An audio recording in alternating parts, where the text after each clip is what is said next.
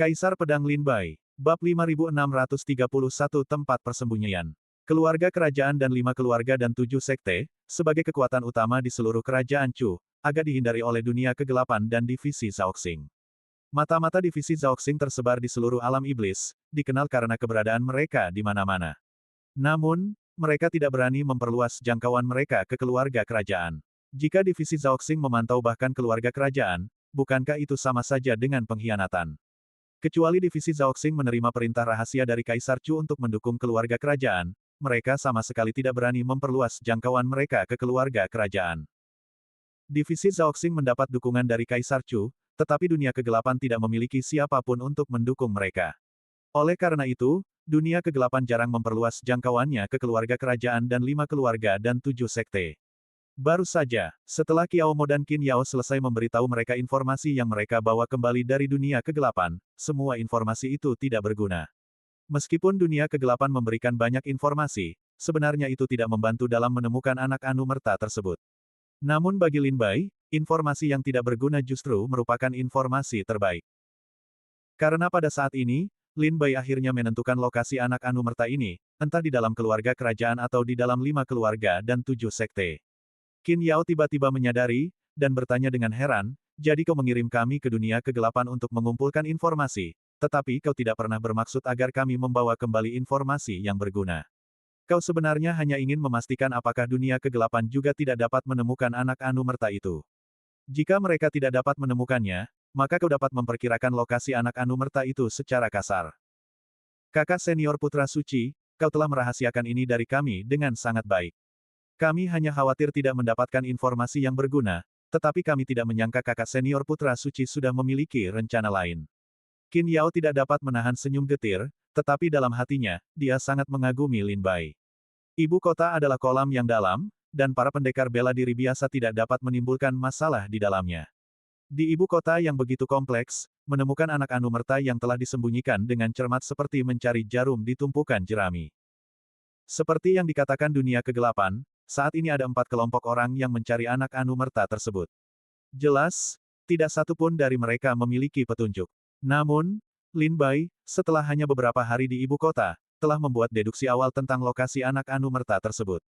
Qiao Mo bertanya dengan heran, apakah kakak senior Sein maksudnya, bahwa pangeran ketiga telah menyembunyikan anak Anumerta ini di dalam keluarga kerajaan atau di antara 5 keluarga dan 7 sekte. Tapi di mana tepatnya dia berada? Lin Bai berkata dengan suara rendah, 5 keluarga ibu kota, Chen, Zhao, Qian, Sun, dan Li. Keluarga Chen memiliki permusuhan terhadap pangeran ketiga, jadi wajar jika pangeran ketiga tidak akan menempatkan anak Anumerta itu di keluarga Chen.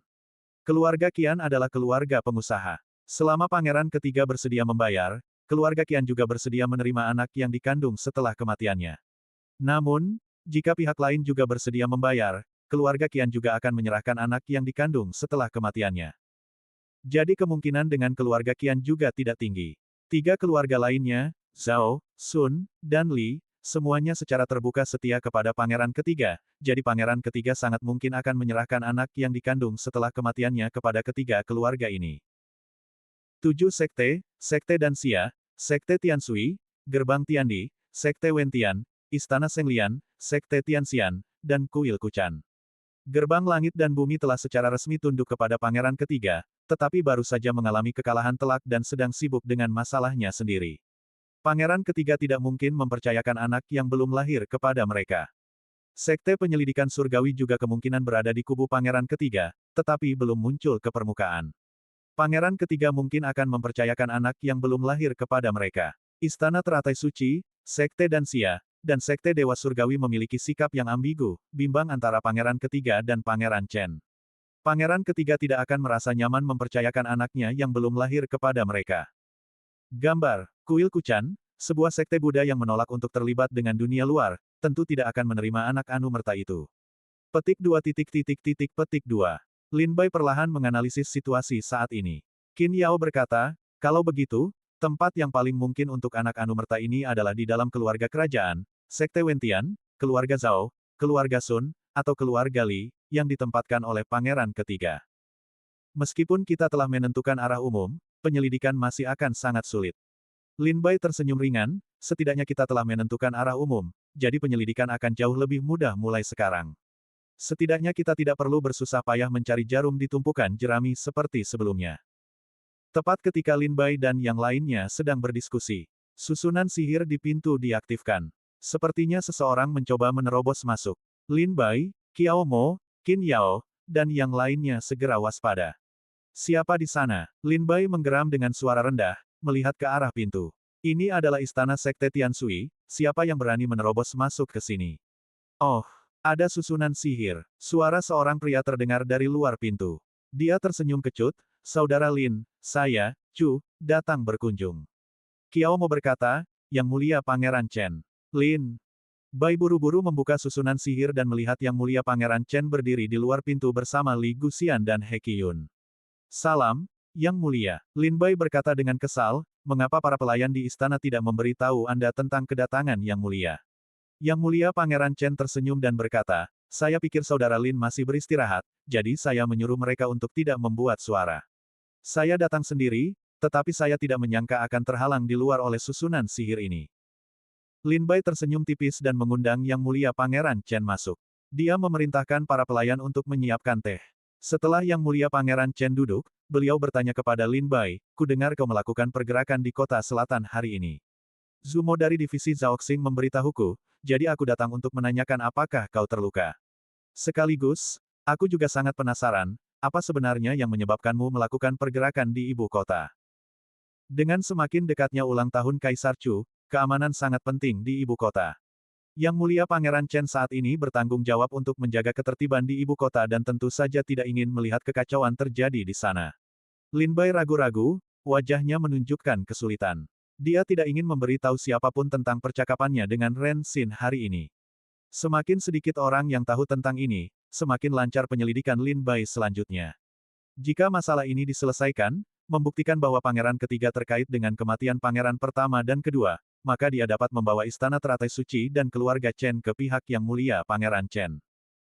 Setelah perayaan ulang tahun Kaisar Chu, jika kekacauan terjadi di ibu kota, Yang Mulia Pangeran Chen tidak akan terisolasi dan tak berdaya.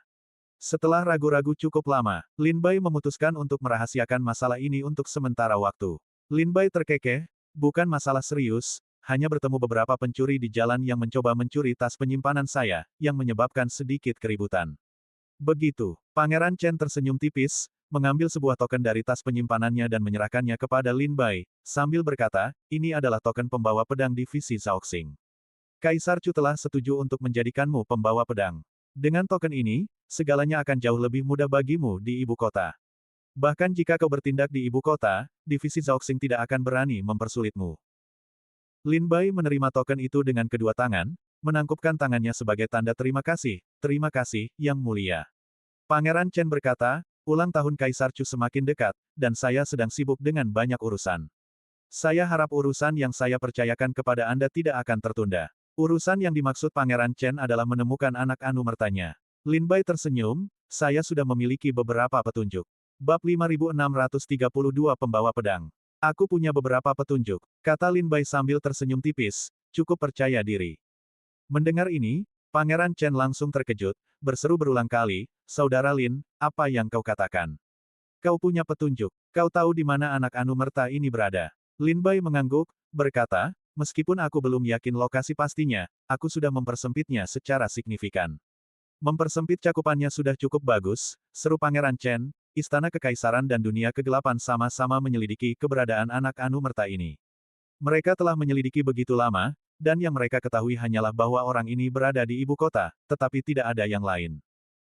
Jika aku tahu Saudara Lin memiliki kemampuan sehebat itu, aku seharusnya mengundang Saudara Lin ke ibu kota lebih awal. Saudara Lin, tolong beritahu aku secara detail, di mana anak anumerta ini berada. Pangeran Chen jelas sangat menghargai anak anumerta ini, setelah mendengar bahwa Lin Bai memiliki berita, wajahnya langsung berseri-seri gembira, dan dia dengan penuh semangat mendesak untuk mendapatkan jawaban. Lin Bai berkata, keluarga kerajaan, keluarga Zhao, keluarga Li, keluarga Sun, gerbang langit dan bumi, sekte surga yang bertanya, keempat tempat ini adalah tempat anak anumerta itu bersembunyi. Mata Pangeran Chen menyipit sambil berpikir sejenak, lalu dia berkata, Saudara Lin maksudnya, bahwa pangeran ketiga menyembunyikan anak anumertanya di salah satu dari empat tempat ini. Saudara Lin, Apakah Anda punya bukti? Lin Bai berkata, saya tidak punya bukti, tetapi saya punya deduksi. Pangeran Chen berkata, Saudara Lin, silakan lanjutkan. Lin Bai berkata, kemampuan intelijen divisi Zhaoxing dan dunia kegelapan dikatakan sangat luas di kerajaan Chu. Jika mereka mau menyelidiki, mereka dapat melacak leluhur hampir setiap seniman bela diri di kerajaan Chu hingga 8 generasi. Pangeran Chen mengangguk sedikit, ini juga merupakan dasar keberadaan dunia kegelapan dan divisi Zhaoxing di dunia. Lin Bai berkata, namun, ada beberapa tempat di kerajaan Chu yang tidak dapat dijangkau oleh divisi Zhaoxing dan dunia kegelapan.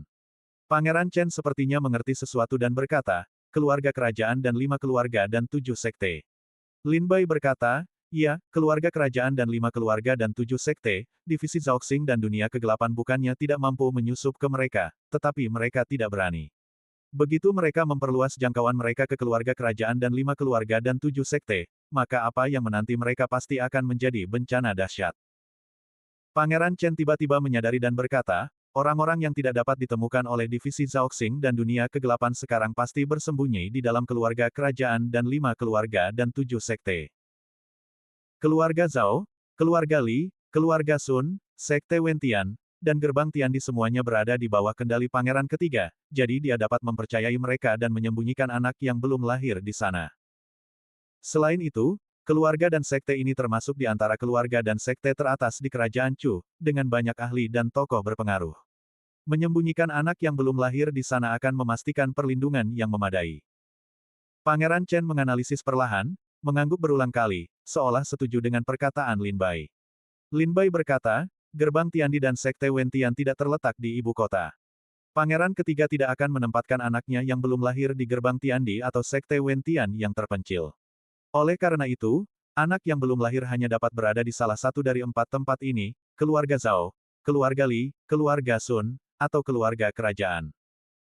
Pangeran Chen menarik napas dalam-dalam, matanya berbinar, dan berkata, Saudara Lin, saya mempercayakan masalah ini kepada Anda untuk terus menyelidiki. Jika Anda membutuhkan bantuan, jangan ragu untuk menghubungi saya. Jika Anda memiliki berita, segera beritahu saya. Lin Bai mengangguk. Segera, setelah mengobrol dengan Pangeran Chen selama beberapa menit lagi, Pangeran Chen meninggalkan istana sekte Tianshui bersama Li Guxian dan He Qiyun. Semuanya, silakan istirahat. Serahkan sisanya kepada saya. Tidak mudah untuk datang ke ibu kota, jadi semua orang dapat meluangkan waktu untuk melihat-lihat. Kata Lin Bai sambil tersenyum kepada Qiao Mo, Qin Yao, dan yang lainnya. Qin Yao bertanya, apa rencanamu selanjutnya? Lin Bai menjawab, besok, aku akan pergi ke divisi Zhaoxing untuk meninjau catatan dan melihat apakah aku dapat menemukan petunjuk. Arsip divisi Zhaoxing berisi semua kisah aneh dan menakjubkan dari seluruh alam iblis. Lin Bai ingin berkonsultasi dengan catatan divisi Zhaoxing terutama untuk menemukan informasi tentang kesengsaraan iblis ilahi, orang tua Wuchuan, dan beberapa peristiwa masa lalu. Kelompok itu bubar. Keesokan harinya saat fajar, Lin Bai menuju kantor pemerintahan divisi Zhaoxing di ibu kota. Sebagai pedang tajam di tangan Kaisar Chu, kantor pemerintahan divisi Zhaoxing di ibu kota sangat mengesankan. Namun, di beberapa blok di sekitar kantor pemerintahan divisi Zhaoxing, selain melihat prajurit divisi Zhaoxing datang dan pergi, dia tidak melihat satu pun prajurit biasa. Tapi itu masuk akal, mengapa prajurit biasa dengan santai berjalan-jalan di sekitar divisi Zhaoxing? Apakah mereka sedang mencari kematian? Lin Bai pernah ke divisi Zhaoxing sekali sebelumnya, jadi kali ini dia tahu jalannya dengan baik dan dengan cepat sampai di gerbang utama divisi Zhaoxing. Berhenti. Ini kantor pemerintahan divisi Zhaoxing, dilarang masuk tanpa izin. Dua penjaga divisi Zhaoxing segera menghentikan Lin Bai. Lin Bai tidak berkata apa-apa, tetapi mengeluarkan lencana pembawa pedang dari tas penyimpanannya dan menunjukkannya kepada kedua penjaga. Lencana pembawa pedang. Salam, pembawa pedang. Kedua penjaga tampak khawatir dan buru-buru berlutut untuk memberi hormat. Silakan masuk, pembawa pedang. Kami akan segera memberitahu komandan divisi Zhaoxing. Kedua penjaga dengan cepat mempersilakan Lin Bai masuk. Lin Bai bertanya, siapa komandan yang sedang bertugas di divisi Zhaoxing? Salah satu penjaga menjawab, Tuan Zumo. Lin Bai tersenyum tipis, mereka kenalan lama. Sempurna, Tuan Zumo ini tampaknya memiliki hubungan dekat dengan Yang Mulia Pangeran Chen. Di dalam aula penerimaan divisi Zhaoxing. Beberapa saat kemudian, Zumo melangkah masuk, dan melihat Lin Bai duduk di podium tinggi, ia tak kuasa menahan senyum masam, bawahan Anda, Zumo, memberi salam kepada guru pedang. Lin Bai tersenyum dan berkata, Tuan Zumo, tidak perlu formalitas. Zumo menegakkan tubuhnya, tersenyum masam, dan berkata, Menteri Lin Bai, jika Anda mengatakan kemarin bahwa Anda akan menjadi guru pedang, mengapa Anda membuat keributan seperti ini? Lin Bai tersenyum dan berkata, saya pikir Tuan Zumo sudah tahu. Bukankah Yang Mulia Pangeran Chen memberitahu Anda? Zumo berhenti sejenak, batuk, lalu mengganti topik, bertanya, Menteri Lin Bai, Anda baru saja menjabat sebagai guru pedang dan telah datang ke divisi Zhaoxing. Anda pasti sedang menyelidiki sesuatu, bukan? Lin Bai berkata, saya ingin meninjau beberapa berkas. Zumo berkata, berkas divisi Zhaoxing cukup rumit. Saya ingin tahu berkas mana yang ingin ditinjau Menteri Lin Bai. Terlalu banyak orang di sini. Mari kita pergi ke ruang berkas dan membahasnya secara detail. Zumo segera membawa Lin Bai keluar, langsung menuju ruang arsip divisi Zhaoxing. Zumo memimpin Lin Bai melewati koridor dan bangunan, mengaktifkan susunan sihir, dan menaiki tangga, langsung menuju bawah tanah divisi Zhaoxing. 100 kaki di bawah tanah, mereka tiba di arsip rahasia divisi Zhaoxing. Saat ini, ratusan ribu seniman bela diri sibuk di dalam arsip ini. Laporan intelijen yang tak terhitung jumlahnya tiba setiap hari dari seluruh penjuru Chu, dan para seniman bela diri di dalam arsip bertanggung jawab untuk menyaring, mengklasifikasikan, dan mengorganisirnya dengan benar. Setiap seniman bela diri yang bekerja di arsip mengenakan jubah dan topi hitam seragam, serta topeng, yang menyembunyikan sosok dan wajah mereka. Bahkan suara mereka pun diubah secara khusus, sehingga tidak mungkin untuk mengidentifikasi siapa mereka. Bab 5633 Ruang Rahasia Berkas. Di dalam ruang rahasia divisi Zhaoxing Ibu Kota Kekaisaran, ratusan ribu pendekar bela diri sibuk bekerja. Mereka semua mengenakan jubah dan sorban hitam yang seragam, serta topeng, sehingga mustahil untuk melihat sosok mereka atau mendengar suara mereka. Aku tidak pernah membayangkan akan ada ruang bawah tanah sebesar ini di bawah divisi Zhaoxing. Seru Lin Bai dengan takjub, pandangannya tertuju pada para pendekar bela diri yang sibuk di ruang rahasia. Mereka sedang mengatur dan mengkategorikan dokumen-dokumen yang telah terkumpul dari segala arah, menempatkannya secara seragam agar mudah diakses. Meskipun wajah dan sosok semua orang tertutup, mereka tampaknya tidak saling mengganggu. Semua orang sibuk dengan tugas yang berbeda, meskipun ada banyak orang, pembagian kerja tertib dan efisien. Zumo terkekeh pelan, Menteri Lin Bai, tempat ini hanyalah ruang arsip untuk mengatur dan menyimpan dokumen. Para pendekar yang bekerja di sini semuanya dipilih dengan cermat oleh divisi Zhaoxing, dan mereka harus mengenakan jubah dan topeng khusus divisi Zhaoxing agar tidak dikenali. Lin Bai bertanya dengan penasaran, mengapa demikian? Zumo tersenyum dan berkata, ruang arsip divisi Zhaoxing mengumpulkan semua peristiwa aneh dan tidak biasa yang telah diblokir di seluruh kerajaan Chu, serta informasi akurat dari berbagai kekuatan besar. Selain itu, ruang arsip divisi Zhaoxing juga berisi berbagai peristiwa aneh dan tidak biasa serta rahasia dari wilayah timur alam iblis dan dunia alam iblis. Banyak sekali kekuatan dan prajurit dari kerajaan Chu dan dunia alam iblis ingin memasuki ruang arsip divisi Zhaoxing untuk memata-matai informasi. Oleh karena itu, untuk menghindari para prajurit yang bekerja di ruang arsip dikenali dari luar atau diancam, mereka tidak punya pilihan selain melakukan ini. Mereka mengenakan jubah dan topeng yang dibuat khusus oleh divisi Zhaoxing. Tidak hanya orang luar tidak dapat membedakan mereka, tetapi bahkan para prajurit di samping mereka pun tidak dapat mengetahui siapa mereka. Mendengar kata-kata Zumo, Lin Bai perlahan memahami kekhawatiran divisi Zhaoxing. Informasi yang dikumpulkan di dalam divisi Zhaoxing sebagian besar menyangkut informasi rahasia tentang kekuatan-kekuatan besar alam iblis. Informasi ini tidak diragukan lagi juga diincar oleh kekuatan lain. Untuk mencegah siapapun memanfaatkan situasi dan mencuri informasi intelijen divisi Zhaoxing, mereka bertindak dengan cara ini. Tetapi Lin Bai juga menyadari kelemahan dalam rencana tersebut. Dia terkekeh, jika, seperti yang dikatakan Tuan Zumo, mereka mengenakan jubah dan topeng yang dibuat khusus untuk divisi Zhaoxing, bagaimana jika seseorang menemukan identitas mereka, membunuh mereka, dan kemudian menyamar untuk menyusup ke divisi Zhaoxing. Zumo tersenyum ringan, Menteri Lin Bai, Anda memang cerdas. Jika Anda mau mengembangkan diri di dalam divisi Zhaoxing, Anda pasti akan menjadi salah satu komandan terkuatnya. Jangan khawatir, Menteri Lin Bai. Divisi Zhaoxing memiliki token jiwa uniknya sendiri. Setiap kali mereka memasuki ruang penyimpanan dokumen divisi Zhaoxing, token jiwa mereka diperiksa. Jika token jiwa mereka tidak sesuai dengan aura pribadi mereka, divisi Zhaoxing akan segera menangkap mereka dan melemparkan mereka ke purgatorium. Dengan cara ini, kita dapat mencegah siapapun menyamar untuk memasuki ruang penyimpanan dokumen. Lin Bai mengangguk sedikit. Metode divisi Zhaoxing benar-benar komprehensif. Mereka telah mempertimbangkan semuanya. Sistem seluruh organisasi sangat canggih, hampir tanpa celah. Lin Bai kemudian bertanya, tapi bagaimana jika mereka sendiri mengungkapkan identitas mereka? Atau bagaimana jika mereka menggunakan informasi tentang divisi Zhaoxing untuk menjual diri mereka sendiri? Zumo tersenyum tipis dan berkata, itu memang sangat sulit untuk dicegah. Tetapi divisi Zhaoxing memiliki kemampuannya sendiri. Jika mereka benar-benar menggunakan informasi tentang divisi Zhaoxing untuk menjual diri mereka sendiri, begitu divisi Zhaoxing mengetahuinya, seluruh keluarga mereka akan dilemparkan ke neraka. Menteri Lin Bai, Anda seharusnya tahu betul bahwa neraka divisi Zhaoxing adalah tempat yang bahkan ditakuti oleh Raja Neraka. Bagi para prajurit yang memasuki api penyucian, kematian hanyalah sebuah berkah.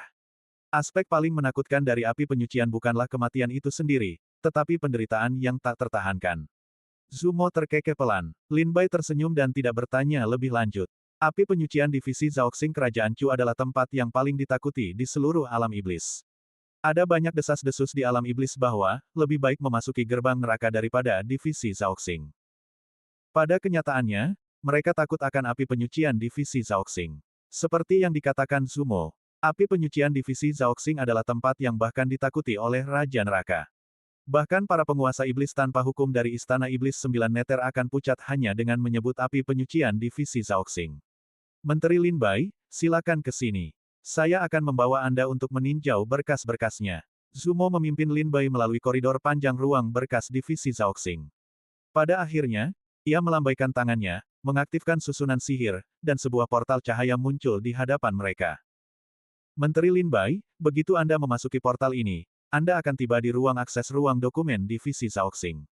Roh, Nona Wuchang, akan menyambut Anda di sana. Jika Anda ingin mengakses dokumen apapun, cukup beritahu Nona Wuchang. Kata Zumo dengan tenang kepada Lin Bai. Lin Bai bertanya dengan sangat tenang, ternyata ada roh di dalam divisi Zhaoxing. Zumo terkekeh, Menteri Lin Bai, Anda mungkin tidak tahu, tetapi seluruh divisi Zhaoxing adalah senjata ilahi, yang ditempa bersama oleh komandan-komandan sebelumnya. Lin Bai tiba-tiba mengerti dan bertanya, lalu, jika saya mengakses dokumen di ruang akses, apakah orang lain akan tahu? Zumo tersenyum, hanya Kaisar Chu saat ini yang berhak menanyakan kepada Nona Wuchang tentang setiap dokumen yang diakses di ruang akses. Lin Bai mengangguk. Dengan kata lain, selain Kaisar Chu, tidak ada orang lain yang dapat mengetahui dokumen apa yang diakses Lin Bai di ruang akses. Oleh karena itu, Lin Bai tidak khawatir penyelidikannya akan diketahui orang lain. Kalau begitu, terima kasih telah menunjukkan jalannya, Tuan Zumo.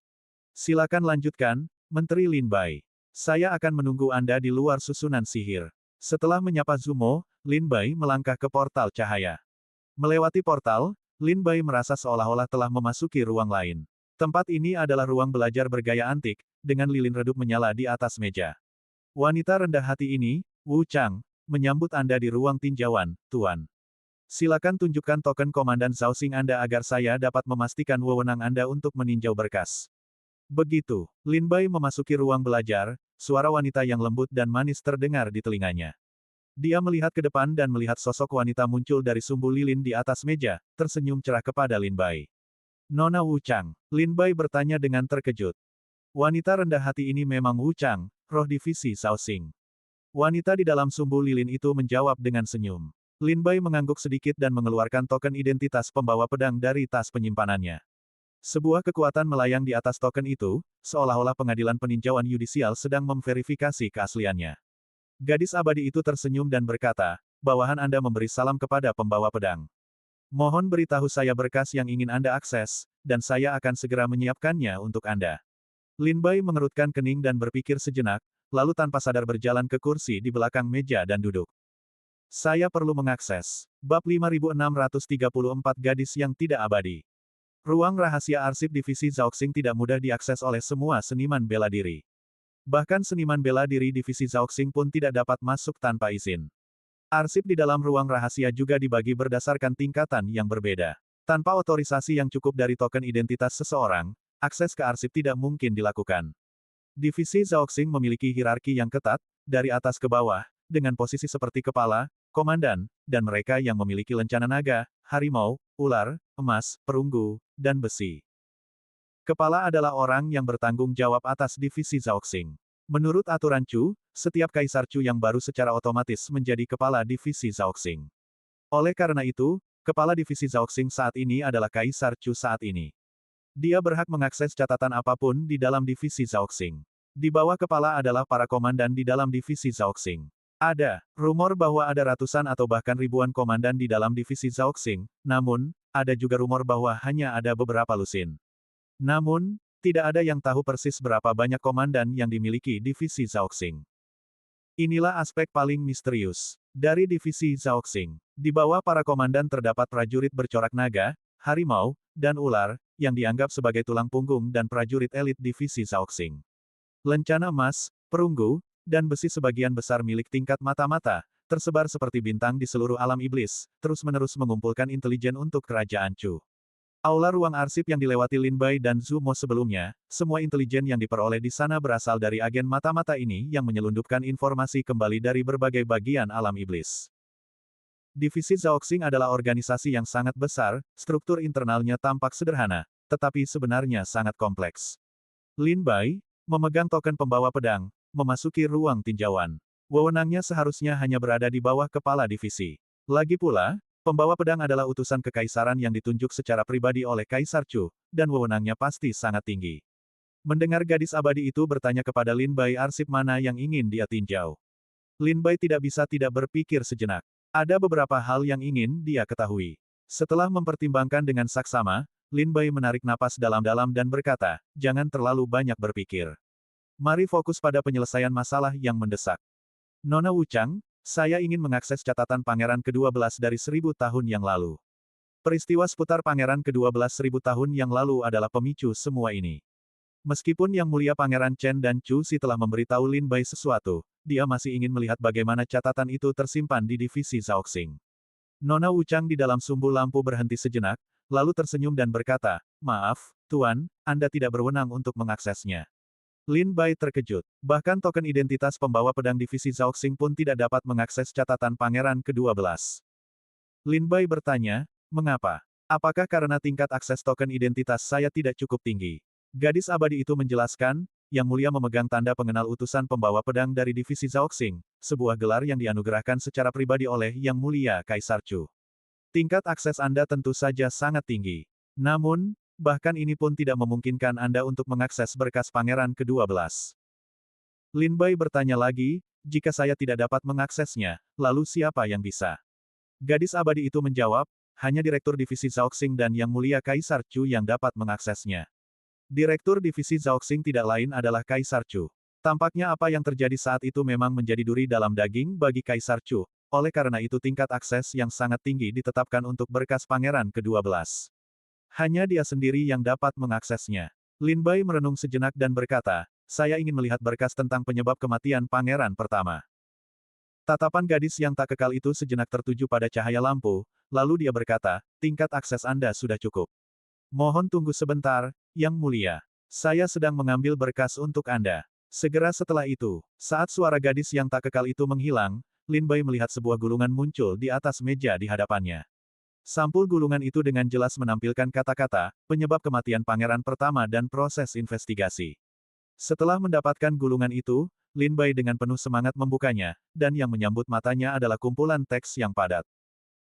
Kaisar Chu Liang, pada tahun 8564, sebuah pesan datang dari kuil leluhur, jimat jiwa yang mulia telah hancur, dan pangeran pertama telah meninggal.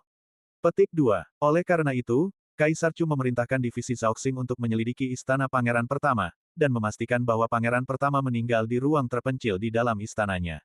Petik 2. Petik 2. Kaisar Chu memerintahkan komandan divisi Zhaoxing, Tuan Kong Lin, Tuan Lei Zun, dan Tuan Ye Sun, bersama dengan 3 pangeran dari keluarga kerajaan, Pangeran Su, Pangeran Mo, dan Pangeran Yun, untuk bersama-sama menyelidiki penyebab kematian pangeran pertama. Semua ahli susunan, alkemis, dan pemurni senjata Paviliun Tianji memberikan bantuan penuh mereka. Petik 2. Petik 2. Melalui penyelidikan bersama oleh Tuan Kong Lin, Tuan Lei Zun, Tuan Ye Sun, dan para pangeran Su, Mo, dan Yun, kasus ini ditutup 3 tahun kemudian. Ruang terpencil pangeran pertama disegel sepenuhnya, tidak ada yang boleh masuk tanpa izin. Setelah 3 tahun penyelidikan teliti oleh kepala ahli susunan Paviliun Misteri Surgawi, Tuan Ye Danyang, dan ratusan ahli susunan, susunan rahasia dan susunan hampa di Istana Putra Mahkota tetap utuh, tanpa tanda-tanda penyusupan. Setelah 3 tahun penyelidikan teliti oleh Kepala Pemurni Paviliun Misteri Surgawi, Tuan Wuchuan Weng, dan ratusan pemurni, susunan rahasia di Istana Putra Mahkota tetap utuh, tanpa tanda-tanda penyusupan. 3 tahun kemudian, Divisi Zhaoxing menutup kasus ini. Penyebab kematian Putra Mahkota, dia meninggal karena penyimpangan Qi. Dengan demikian, kasus ini ditutup dan akan dikirim kepada Yang Mulia Kaisar Chu untuk ditinjau. Teks pada gulungan mengenai kematian Putra Mahkota berakhir di situ. Lin Bai juga melihat segel Tuan Kong Lin, Tuan Lei Zun, Tuan Ye Sun, dan 3 pangeran dari keluarga kerajaan, Pangeran Su, Pangeran Mo, dan Pangeran Yun. Segel kepala ahli susunan Ye Danyang dan kepala pemurni Wuchuan Weng dari Paviliun Misteri Surgawi juga ada. Akhirnya, segel Yang Mulia Kaisar Chu tertinggal di tempat gulungan itu dikirim untuk diperiksa. Dengan demikian, kasus ini akhirnya ditutup. Lin Bai dengan hati-hati membaca berkas kasus itu lagi dan berkata dengan suara rendah, melihat isi berkas ini, buktinya meyakinkan dan tampaknya tidak ada celah. Pangeran pertama meninggal karena penyimpangan Qi. Pada saat ini, Lin Mo melihat berkas itu dengan saksama dan memperhatikan sebuah nama. Wuchuan Weng, Kepala Pemurni Senjata Paviliun Misteri Surgawi. Lin Bai tiba-tiba ingat bahwa sebelum kematiannya, Senior Ren Xin telah meminta Lin Bai untuk menemukan Wuchuan Weng. Saat itu, Lin Bai menduga bahwa Wuchuan Weng adalah seorang seniman bela diri dari Paviliun Misteri Surgawi. Sekarang, pada gulungan penyebab kematian pangeran pertama, dia memang melihat nama Wuchuan Weng, yang cukup untuk membuktikan bahwa Wuchuan Weng juga seorang seniman bela diri dari Paviliun Misteri Surgawi. Nona Wuchang, saya ingin mengambil berkas Wuchuan Weng, Kepala Ahli Senjata Paviliun Misteri Surgawi. Lin Bai segera berkata kepada Nona Wuchang. Mata Nona Wuchang kosong sejenak, lalu dia tersenyum dan berkata, kewenangan Anda sudah cukup. Mohon tunggu sebentar, Tuan. Saya akan mengambil berkasnya untuk Anda. Tidak lama kemudian, sebuah gulungan muncul di meja Lin Bai. Sampul gulungan itu bertuliskan, Kepala Ahli Paviliun Misteri Surgawi, Wuchuan Weng. Lin Bai perlahan membuka gulungan itu, yang berisi informasi rinci tentang kehidupan Wuchuan Weng, tempat kelahirannya, kapan ia mulai berkultivasi, kapan ia menikah dan memiliki anak, kapan ia menjadi duda, kapan ia kehilangan putranya, berapa banyak teman yang dimilikinya, berapa banyak orang kepercayaan yang dimilikinya, siapa orang tuanya, siapa kakeknya, siapa neneknya, siapa kakek dari pihak ibunya, siapa nenek dari pihak ibunya. Semuanya tercatat dengan jelas. Lin Bai merasa ngeri, Zhao Xing si praktis telah mencatat ratusan generasi keluarga Wuchuan Weng, hampir tidak ada kerabat atau teman yang terlewatkan. Mereka bahkan tahu persis berapa kali Wuchuan Weng mengunjungi rumah bordil, gadis mana yang dikunjunginya, dan berapa lama kunjungan tersebut berlangsung. Lin Bai merasakan hawa dingin menjalar di punggungnya, rasa takut dan gentar yang mendalam muncul dalam dirinya terhadap Zhao Xingxi. Di hadapan Zhao Xingxi, tidak ada rahasia. Bab 5635 membingungkan dan misterius. Lin Bai membuka gulungan itu, yang berisi catatan rinci tentang kehidupan Wuchuan Weng. Pak Tua Wuchuan, yang awalnya bernama Liu Wuchuan, adalah anggota keluarga Liu dari kota Huangyun, Changzhou, salah satu dari 18 negara bagian kerajaan Chu di wilayah timur alam iblis. Sejak usia muda, ia menunjukkan bakat luar biasa dalam pembuatan senjata. Pada usia 5 tahun, orang tuanya mengirimnya untuk belajar di bawah ahli pembuat senjata yang sangat terkenal, Jia Lian, di kota Huangyun, di mana ia mulai mengolah seni pembuatan senjata. Pada usia 127 tahun, ia mencapai beberapa keberhasilan dan diundang oleh Sekte Abadi Surgawi untuk menjadi tetua pembuatan senjata. Pada usia 150 tahun, ia secara sukarela meninggalkan Sekte Abadi Surgawi untuk berkelana ke berbagai wilayah, termasuk Sekte Kitian, Sekte Tujuh Malam Ilahi, Gunung 10.000 Orang Suci, wilayah utara, wilayah selatan, dan wilayah barat, mengumpulkan sejumlah besar besi ilahi. 1000 tahun berlalu. 1000 tahun kemudian, atas undangan divisi Zhaoxing dan dengan izin keluarga kerajaan, ia memasuki Paviliun Misteri Surgawi. Petik 2. Setelah Pak Tua Wuchuan memasuki Paviliun Misteri Surgawi, keterampilan pembuatan senjatanya dengan cepat membuat kagum puluhan ribu pembuat senjata di sana, menjadikannya kepala pembuat senjata Paviliun Misteri Surgawi. Lin Bai perlahan selesai membaca tentang kehidupan Wuchuan Weng, jantungnya masih berdebar kencang karena emosi. Wuchuan Weng ini benar-benar jenius di antara para jenius. Seru Lin Bai dengan takjub setelah membaca tentang kehidupan Wuchuan Weng. Bakat Wuchuan Weng dalam pembuatan senjata tidak tertandingi di kerajaan Chu alam iblis saat ini. Senjata yang ia tempa di kampung halamannya, kota keberuntungan Phoenix, masih termasuk di antara senjata paling ampuh dan suci di kota itu. Saat berada di Sekte Abadi Surgawi, ia bahkan membantu sekte tersebut memperbaiki berbagai senjata ilahi Tai, senjata ilahi Daluo, dan senjata ilahi Hunyuan. Setelah bergabung dengan Paviliun Misteri Surgawi, ia menjadi kepala pembuat senjata, dan ia menempa lusinan senjata ilahi Hunyuan. Hal ini membuat Lin Bai terdiam. Bahkan seorang pembuat senjata sekaliber Ren Xin hanya ingin menempa satu senjata ilahi yang dapat diwariskan dari generasi ke generasi. Namun, Wu Chuanweng dengan mudah dapat menempa senjata ilahi yang cukup untuk membuatnya terkenal di seluruh dunia dan termasyhur selamanya. Dari sini, orang dapat dengan jelas melihat perbedaan yang sangat besar antara Ren Xin dan Wu Chuanweng. Pada tahun ke-8995 pemerintahan Kaisar Chu Liang, Wu Chuanweng mengundurkan diri dari Paviliun Misteri Surgawi dan Kaisar Chu, meninggalkan Paviliun Misteri Surgawi untuk kembali ke kampung halamannya, kota Huangyun, tempat ia menjalani kehidupan yang tenang dan terpencil di tahun-tahun terakhirnya. Kalimat terakhir dari berkas tersebut menunjukkan bahwa Wu Chuanweng tidak lagi berada di ibu kota. Sebaliknya, ia meninggalkan ibu kota dan Paviliun Misteri Surgawi pada tahun ke-8995 pemerintahan Kaisar Chu Liang, kembali ke kota Huangyun di Changzhou untuk menikmati masa pensiunnya. Kaisar Chu Liang merujuk pada Kaisar Chu yang berkuasa saat ini. Chu Liang adalah nama Kaisar Chu yang berkuasa saat ini. Namun, hanya sedikit orang yang mengetahui nama Kaisar Chu. Informasi itu hanya ditemukan di arsip rahasia keluarga kerajaan dan divisi Zhaoxing, di mana tahunnya ditandai dengan 4 karakter, Kaisar Chu Liang. Jika tidak, bahkan Lin Bai pun akan kesulitan menebak bahwa nama Kaisar Chu saat ini adalah Chu Liang. Tahun ke-8995 pemerintahan Kaisar Chu Liang, merujuk pada peristiwa yang terjadi pada tahun ke-8995 pemerintahan Kaisar Chu Liang. Setelah meninjau berkas tersebut, Lin Bai mengerutkan kening dan berkata, Wu Chuanweng berada jauh di kota Huangyun, Changzhou. Dilihat dari penampilannya, sepertinya dia sengaja berusaha meninggalkan ibu kota dan Paviliun Tianji. Setelah meletakkan berkas Wu Chuanweng, Lin Bai segera berkata, Nona Wu Chang, saya perlu mengambil berkas tentang kematian putra mahkota kedua. Gadis di bawah cahaya lampu itu tampak sedikit linglung, lalu menjawab, kewenangan Anda sudah cukup. Mohon tunggu sebentar, Tuan. Saya akan menyiapkan berkasnya untuk Anda. Beberapa saat kemudian, gulungan lain muncul di atas meja di depan Lin Bai. Sampulnya bertuliskan dengan jelas, investigasi kematian pangeran kedua. Lin Bai mengambil gulungan itu dan membacanya dengan saksama. Setelah hanya membaca setengahnya, Lin Bai tampaknya sudah menebak akhirnya. Penyebab kematian pangeran kedua hampir identik dengan pangeran pertama. Keduanya meninggal di ruang kultivasi terpencil mereka di dalam istana, susunan sihir sempurna, ruangan utuh, tidak menunjukkan tanda-tanda pembobolan paksa. Terlebih lagi, keduanya meninggal karena penyimpangan Qi selama kultivasi. Setelah kematian pangeran kedua, Kaisar Chu memerintahkan divisi Zhaoxing dan Paviliun Tianji untuk bersama-sama menyelidiki, dengan ketiga pangeran saling membantu.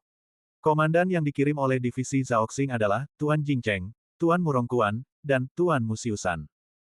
Ketiga pangeran itu adalah Pangeran Tong, Pangeran Zhao, dan Pangeran Xiao. Pengawasan bersama oleh ketiga pangeran dan ketiga komandan menunjukkan betapa Kaisar Chu menghargai masalah ini. Alkemis yang dikirim oleh Paviliun Tianji masih kepala alkemis, Ye Danyang. Pemurni senjata masih Wu Chuanweng. Kesimpulan akhirnya, seperti halnya pangeran pertama, adalah bahwa setelah penyelidikan selama 5 tahun oleh 3 pangeran, pengadilan peninjauan yudisial, dan Paviliun Misteri Surgawi, kasus tersebut ditutup, pangeran kedua meninggal karena penyimpangan Qi. Lin Bai selesai membaca berkas-berkas itu, matanya menyipit, dan berkata dengan suara rendah, Wu Chuanweng secara pribadi ikut serta dalam kematian pangeran pertama dan kedua. Tidak hanya Wu Chuanweng, tetapi Ye Danyang juga ikut serta dalam kedua penyelidikan tersebut. Lin Bai menarik napas dalam-dalam, ekspresinya perlahan menjadi serius. Sekarang, Lin Bai memiliki firasat kuat bahwa Wu Chuanweng tidak akan pensiun ke kampung halamannya, melainkan ingin melarikan diri dari ibu kota. Segera, Lin Bai membuka ketiga berkas itu, membandingkan catatan tahunnya. Pangeran pertama meninggal pada tahun 8564 pemerintahan Kaisar Chu Liang. Petik 2. Pangeran kedua meninggal pada tahun 8702 pemerintahan Kaisar Chu Liang. Wu Chuanweng meninggalkan Paviliun Misteri Surgawi di ibu kota pada tahun 8995. Setelah membandingkan catatan tahun, Lin Bai perlahan menyusun garis waktu dalam pikirannya. Sekarang, tahun ke-9998 pemerintahan Kaisar Chu Liang. Itu berarti Wu Chuanweng meninggalkan ibu kota 1000 tahun yang lalu. Jika tebakanku benar, sebelum Wu Chuanweng meninggalkan ibu kota, dia pasti mengalami peristiwa seputar pangeran ke-12. Dia memiliki firasat kuat bahwa keluarga kerajaan akan jatuh ke dalam kekacauan, jadi dia untuk sementara menghindari sorotan, secara sukarela meninggalkan ibu kota dan kembali ke kampung halamannya untuk memulihkan diri. Sayangnya, aku tidak berhak mengakses catatan pangeran ke-12. Jika aku bisa melihat catatan pangeran ke-12 dan membandingkannya dengan gelar pemerintahan, aku bisa memastikannya.